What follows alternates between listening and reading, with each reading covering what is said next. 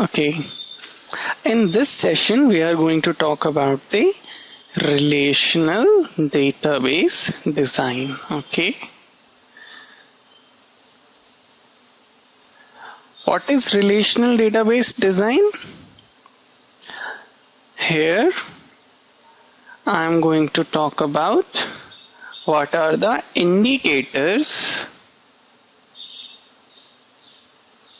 of quality of design. Okay,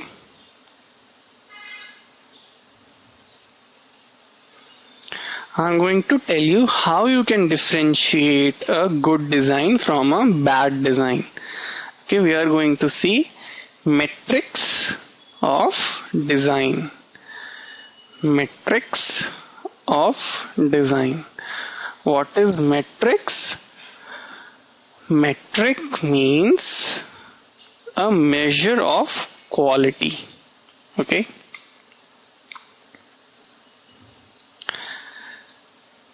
and we are going to understand how to generate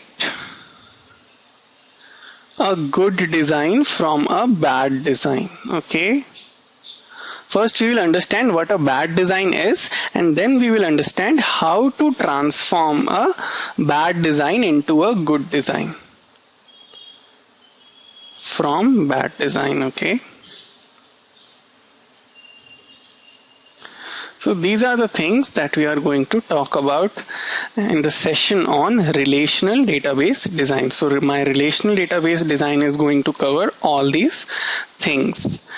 Okay, so now I'm going to introduce to you a concept called as normalization. Okay,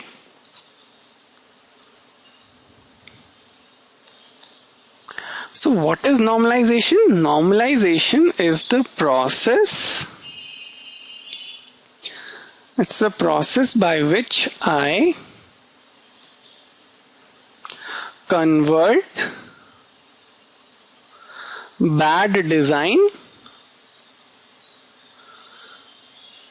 into a good design. Okay, in other words, it is a process by which a bad relational schema, okay, this is a bad relational schema, bad in terms of quality. I convert a bad relational schema into good relational schema. I use the word I decompose a bad relational schema into two or more good relational schemas. Okay, good relational schemas, such that these schemas, they adhere to certain design restrictions. So my good relational schemas, they adhere to certain design restrictions.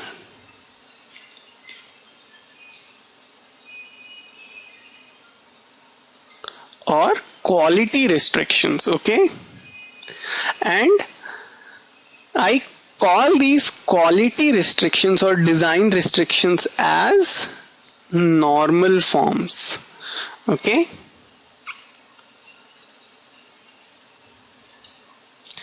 normal forms are arranged in a hierarchy. Like we have grades, right? We have a B plus, then we have a B grade.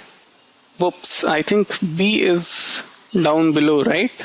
Or rather, let's suppose I have a B minus grade, then I have a B grade, then I have a B plus grade. Similarly, I have then an A grade and I have an A plus grade. Okay, in the same manner, the normal forms or these design restrictions are arranged in a hierarchy. We have normal forms like first normal form, second normal form, okay, third normal form, then we have something called BCNF, okay, 4NF, fourth normal form, fifth normal form, and so on. Okay, and we have a hierarchy over here. So I say, as B is better than B minus, similarly I say 2NF is better design than 1NF. Okay,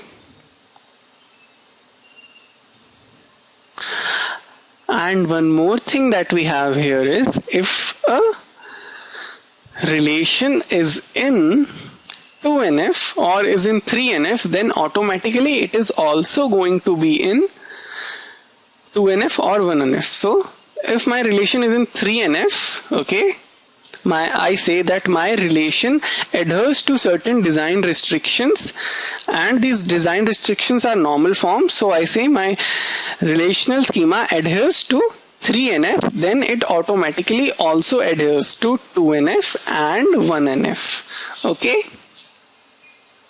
so that was my concept of normalization and normal forms. So what is a normal form of a schema?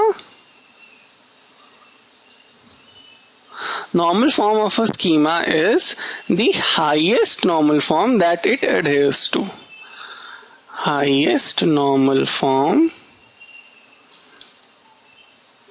that it adheres to or that it follows. Okay, so we learned about what was normalization and what are normal forms. Now we are going to see the purpose of normalization. Okay, obviously the purpose of normalization is to eliminate bad design, right? So my purpose of normalization is also indicators of bad design. Okay, indicators of bad design. So we will look at them one by one. First indicator I say is reducing, or first indicator is redundant data. Okay, and the purpose would be reducing this redundant data. So what is the indicator of bad design? Indicator of bad design is redundant data, and purpose of normalization is to eliminate redundant data. Okay, so what is redundant data? Let's assume I have a relation named employee. Okay, in this I have my employee ID, or rather let's have it just EID. Okay, I have my EID, I have this employee's name, I have this employee's email, I have this employee's official cell number. Okay, this is the cell number of the probably BlackBerry which was given by office to this guy. Okay, then I have his manager's ID. Okay, I suppose I have his department ID. Okay, I have this guy's department name, and let's suppose I have his department location. Okay, this is my schema, or in other words, this is my relation. Okay, since my schema is containing only this relation, this is also my schema as well. Okay, so I have something like this. Okay, this is my employees table, and it's something like this, or rather let's have it like this. This is in continuation. Okay, department location comes next to department name. It is in the same table or same relation. Now let's realize that I am going to have values like this in my table. what I'm going to have? I'm going to have, let's suppose, employee ID 123. Let's suppose name is Jimmy. Email is, let's suppose, Jimmy at something. Let's suppose this guy does not have a BlackBerry by Office, so I say official cell is null. Then his manager ID, let's suppose, is 456. His department ID, I say it's 12. His department name is research. His department location is, let's suppose, Santa Clara. Okay. Now, let's suppose I have another guy who has employee ID 156. His name is Joe. His email is Joe at something. Even this guy does not have a BlackBerry by the office. Let's suppose his manager is 567, and even this guy works in the research department, so his ID is going to be 12. His department name is going to be research, and he is going to be working in Santa Clara. Okay, so this is my table. So what is the problem that I have in this table? The problem is this. This is my problem. I have to repeat this information again and again for all the employees who are in research. Okay, so this is my redundant data. Okay, I am repeating it and it is adding not much value here. Okay, if instead of this I had my table something like this, let's suppose I just copy this.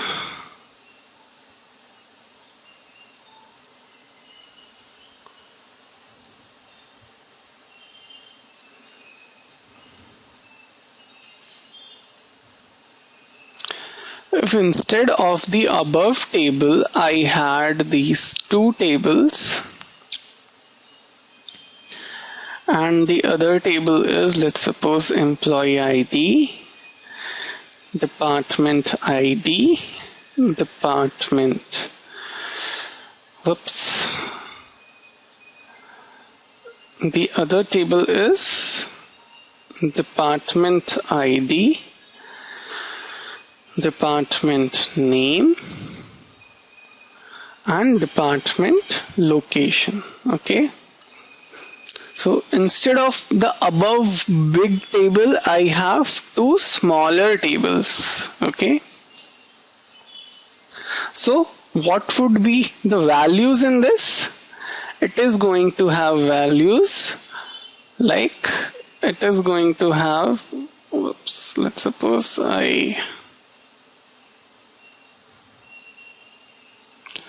I just copy this thing. Okay,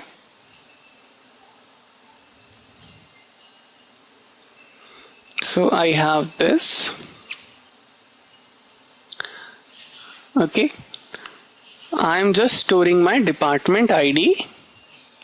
Okay, and in the other table I am going to store the information regarding my department. I would have here 12 research Santa Clara. Okay, so now just see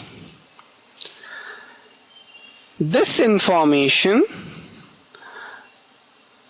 this particular information which was being repeated in the above table is not repeated here.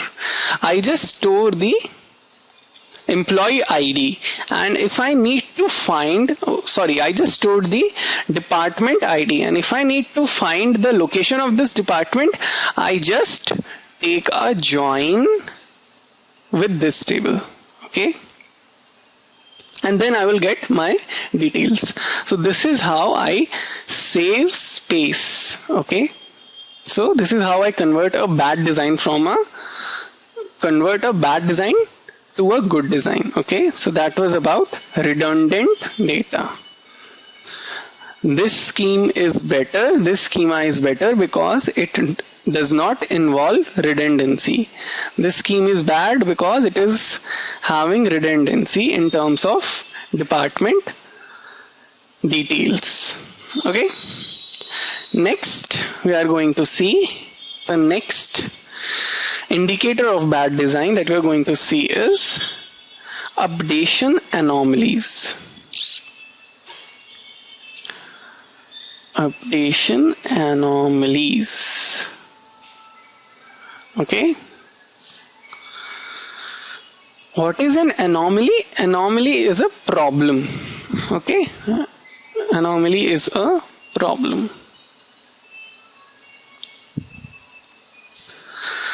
So now let's suppose in this above schema, okay, if I have to create a new department, okay, I am saying my entire schema is comprised of only this relation, okay, so I just have this relation. So now I want to store information about a new department which is coming up, okay, and as of now there is no guy working in this department, okay. Let's suppose my department is quality control. I have suddenly realized that my products should have good quality and I have decided to create a new department of quality control. Now in my table, which is this one, let's say I just copy it back, copy.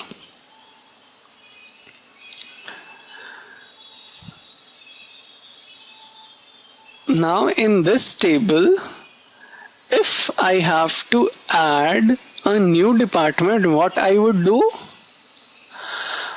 I would say my new department, let's give it an ID as 13. Okay. The department name is quality control. I would like it as qualcont. Okay. And let's say it is in San Jose. Okay. So I have added the information of my new department, but there is no guy working on this. So I would have null over here. I would have null over here. I would have null over here. I would have null over here as well, and I would have null over here as well. Okay. But just realize that in this above schema, employee ID is going to be the primary key, okay, because I'm storing information about employee and what are his email, his cell number, what is the ID of his manager, and what are his departmental details. Okay, so my primary key is employee ID, but here I'm storing null in my table. So that is a problem. I cannot insert information about a new department until I have at least one guy working in that department. Okay. So that is an updation anomaly. Okay. However, just realize in this decomposed schema that we have, in this decomposed schema, I could have easily, since this is a separate table, I could have easily added my new department like this, quality control San Jose, right? And my department ID would have been my primary key. So this was I call this anomaly insertion anomaly. So this was my insertion anomaly. Okay. Okay, I have 3 anomalies over here. I just write it down. It is insertion anomaly. Then I have deletion anomaly. And I have modification anomaly. Okay, so right now I just covered the concept of insertion anomaly. Okay. Now I'm going to tell you what is a deletion anomaly. So, deletion anomaly. Okay. I'll just copy it back again. And here, let's suppose my Joe guy leaves the research department. Okay. This Joe is out of the research department. He has shifted to another company. Okay. So what do I have in my table right now? I have information regarding Jimmy, and Jimmy is the only guy left in research. Okay. So now what happens is the research department really sucks, and even Jimmy wants to go out. He wants to go to another company. So what do? Jimmy has now gone out, and we take this tuple off this table. Okay. I delete this tuple as well. Okay. So I'm going to delete the Jimmy guy. Okay. Now just realize what has happened over here. Now I have lost all the information regarding the research department. I don't know where the research department was. Okay, I don't have any values regarding that it was in Santa Clara. I don't know what was the employee ID, or sorry, what was the department ID of research department. So as soon as I delete the last guy from a particular department, I stand to lose every information regarding that particular department. So this is an anomaly. While in this particular set of relations, just realize I could have easily deleted Jimmy and then I could have deleted Joe, but my research tuple in the department table still would have been there. I still would have been able to realize that research department had department ID 12 and was located at Santa Clara. So that is the concept of deletion anomaly. Now we are going to look at what is an updation anomaly. I'll just use a different pen out here.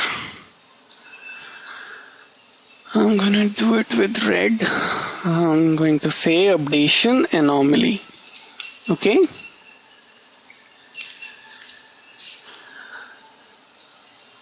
Now in updation anomaly, I am now again going to copy my table out here.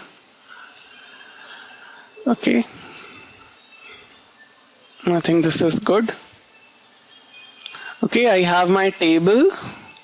Now let's suppose the research department is now transferred to some other location. Okay. It is now in, let's suppose, Las Vegas. Okay, you cannot do research in Las Vegas here.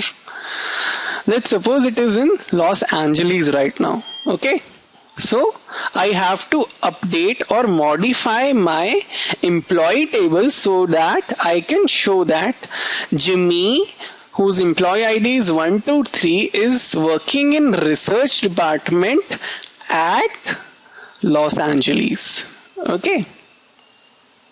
So I write Los Angeles over here. But the problem here is even Joe is working in research department, right? And even Joe's location has been changed because his department has changed. So I would have to make the modification in Joe's tuple as well. Okay. So for every guy who was working in research department, I would have to change the value of department location. That is a laborious work. I don't want to do that.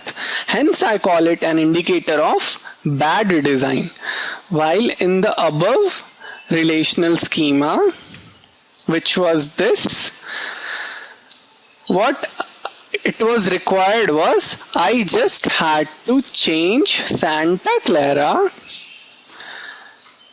to Los Angeles, and that would be it.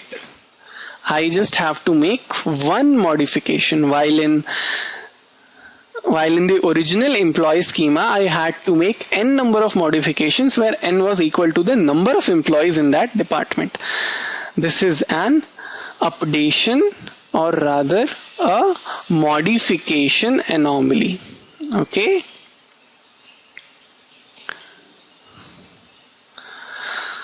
Now the next anomaly, or rather the next indicator of bad design, is null values. Okay. So I'm going to copy this back, and we are going to see here is this table had this particular value. This attribute is the official cell number. Okay, but not many people are being given a BlackBerry by the company. Okay, I'm assuming only high ranking officials are given a BlackBerry. So this table is going to have many tuples, something like this, in which this is going to be null. Okay, there are going to be many tuples in which this is going to be null, as against the tuples in which this is going to have some value. Okay, so I am wasting my space in this table storing the cell phone number, which is non-existent. And the other big problem with my null is it is difficult to interpret what null is. Okay, because null is either not applicable, it could be unknown, or it could be missing, right? So I don't know what is the problem over here. Is this null indicating that, let's suppose this guy is Ray, is this null indicating that office has not given a BlackBerry to Ray, or is it indicating that the person who has entered the value in this table does not know what is the number, BlackBerry number of Ray? So there can be different possibilities. So it is difficult to interpret. Hence, I do not want null values in my table. There are two problems: how to interpret it and why waste space storing it. So if instead of this, I could have created a table which had something like, let me copy this. Okay, instead of this, what I'm saying is I have this table and I do not score official cell number over here. What I do is I complete this table. Okay, and I create a new table in which I am going to store EID, and I am going to store the official cell. Okay, so I have shortened my table and I call this table as employee details, and I call this table as employee BlackBerry. Okay, so now I do not have to store null values for the guys who do not have a BlackBerry. If the guy does not have a BlackBerry, he simply won't have an entry in this table. Won't have entry in this table. Okay.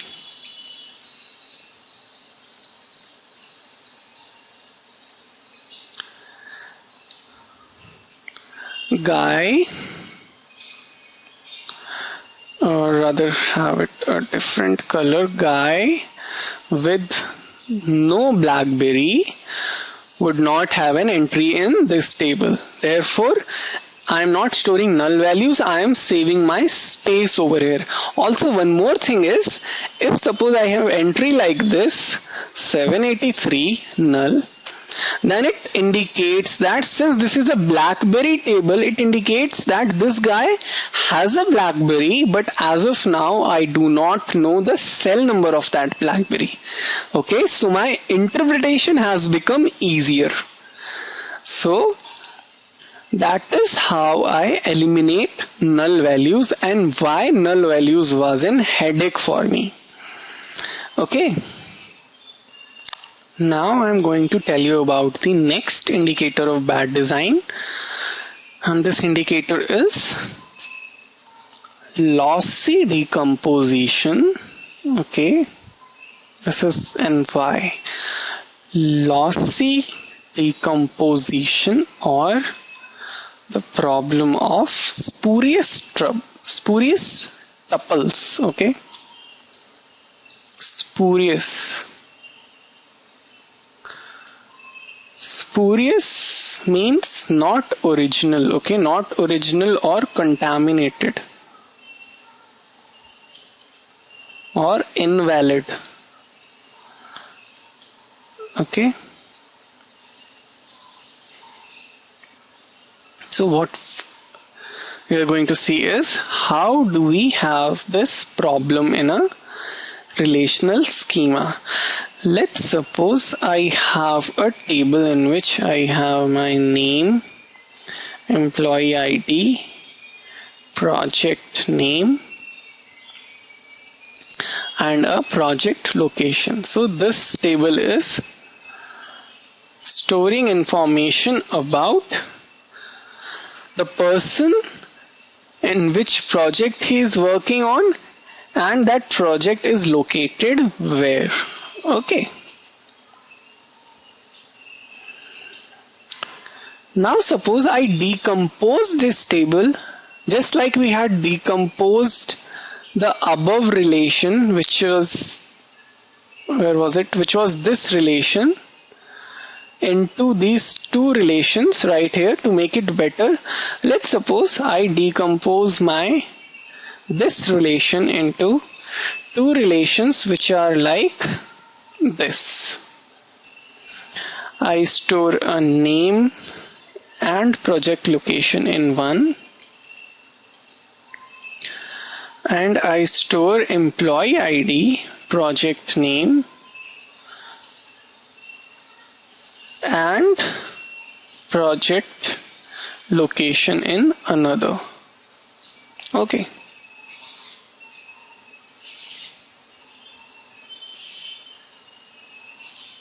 Let's see what happens if I do that. Okay. First, what I'm going to do is I'm going to copy this thing. Okay. I have this table right now with me. Let's fill it up with some values. Okay. Let's suppose I have a Jimmy. His employee ID is 23. Let's suppose he's working on a project named Discovery. And where is he working? He's working in Houston. Okay. Since the project is located at Houston. Then I have a lady called Kim, whose employee ID is 14. And she is working on a project named Placebo. And she is also working in Houston because the Placebo project is being located at Houston. Then I have my guy Roy. His employee ID is 56. He's working on a project named Candide. And he's working at Paris because Candide is at Paris. So now I complete my table like this. Okay, so I have this original table, and since I have decomposed it into two tables, so now let's do the decomposition. So let's suppose I have this table right here, and I have this table right here.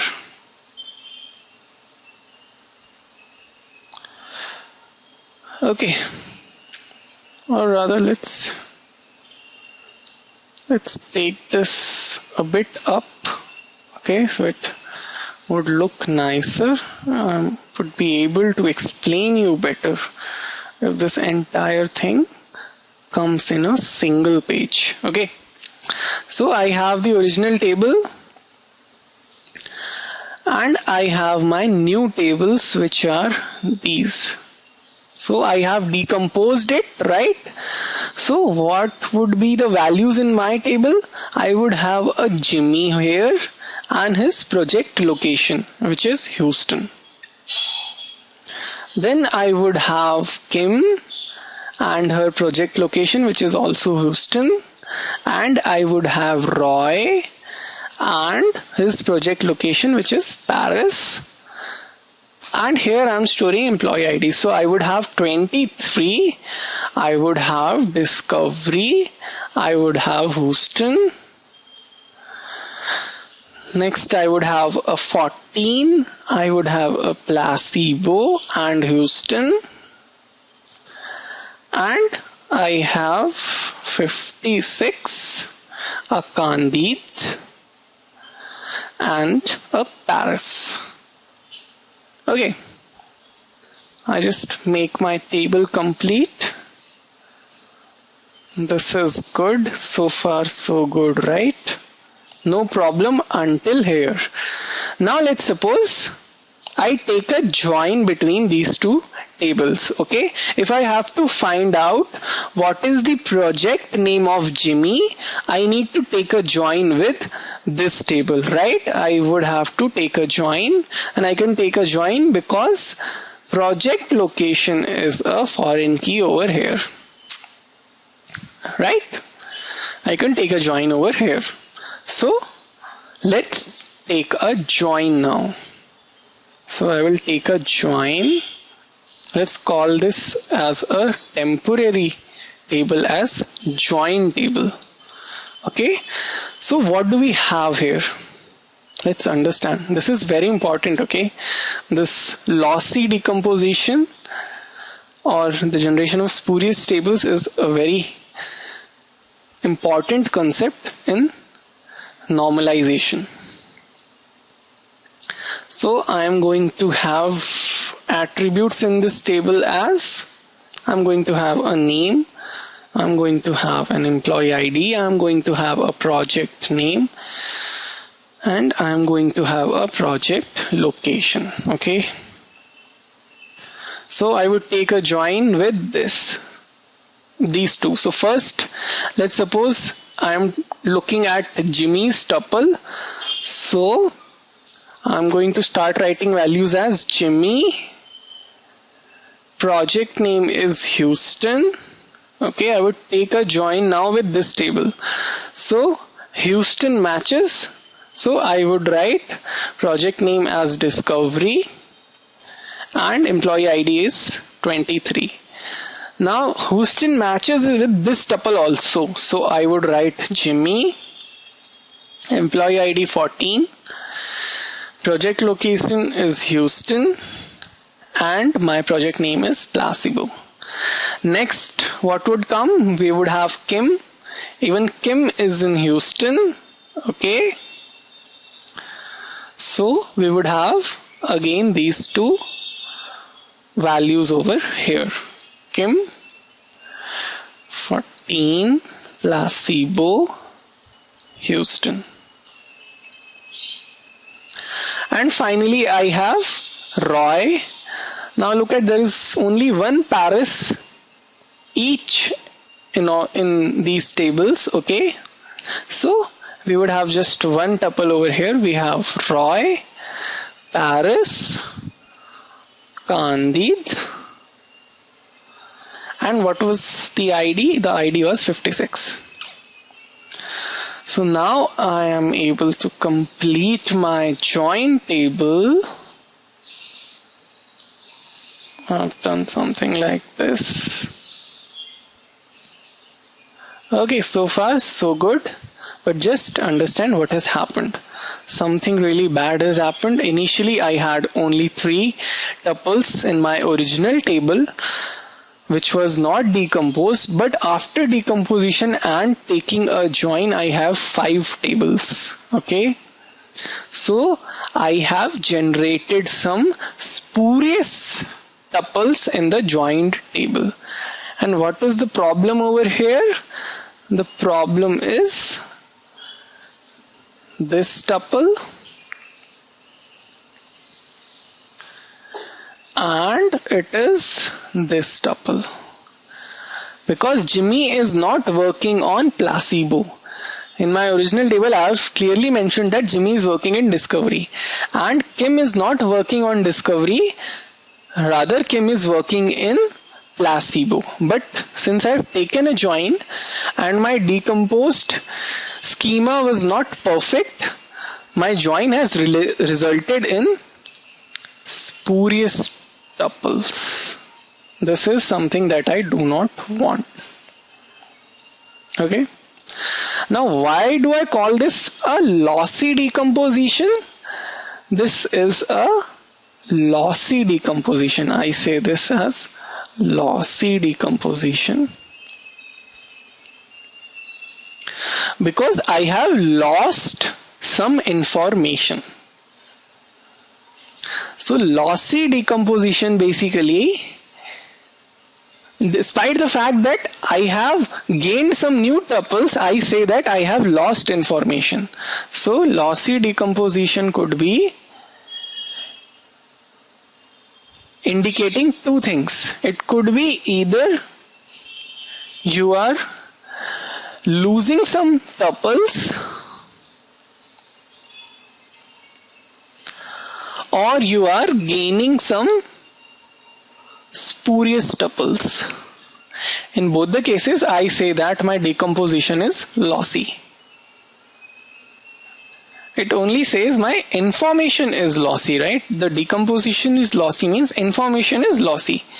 Like the information has changed or has modified in the process of taking the decomposition. So this was about the lossy decomposition or spurious tuple factors. So we have covered what was the reason for normalization or what were the indicators of a bad design. Those were update anomalies, having null values, having redundant data, and having spurious tuples or lossy decomposition.